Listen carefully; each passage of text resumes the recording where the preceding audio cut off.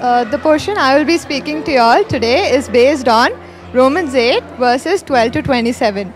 Romans 8 verses 12 to 27. I'd like to start off by reading the first verse of this portion, which goes as, "My dear friends, we must not live to satisfy our desires." By this, what God tries to tell us is our life does not revolve around the worldly pleasures or the materialistic needs. And this is not what is required of us.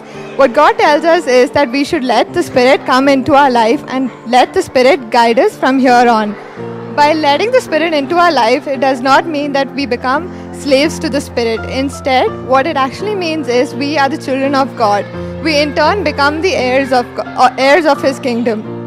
Every day, everyone faces various types of obstacles, be it in terms of careers, jobs, education, or even matters at home. And what we do when we come across such obstacles is we tend to groan and we cry about all these things.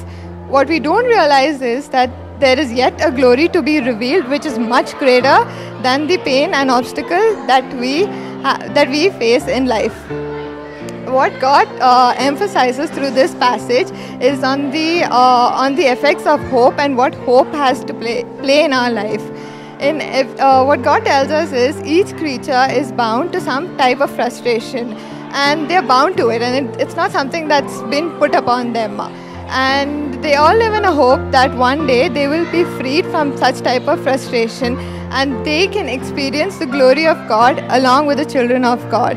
So what God tells us through this is that there is hope that lingers even in the face of trouble. And by letting Spirit come into our lives, we are just giving the Spirit the charge to take over our life and lead us forward. And I'd like to read the 27th verse, which goes as,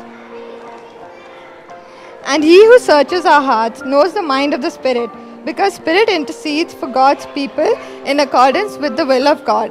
Saying this, I hope this Lent period would be that time of the year where we actually realize what our priorities are, and we can actually kindle the hope that is in our life and let the Spirit come into our life, let the Spirit take charge, and so that we at the end of the day become children of God and we become the heirs of His kingdom.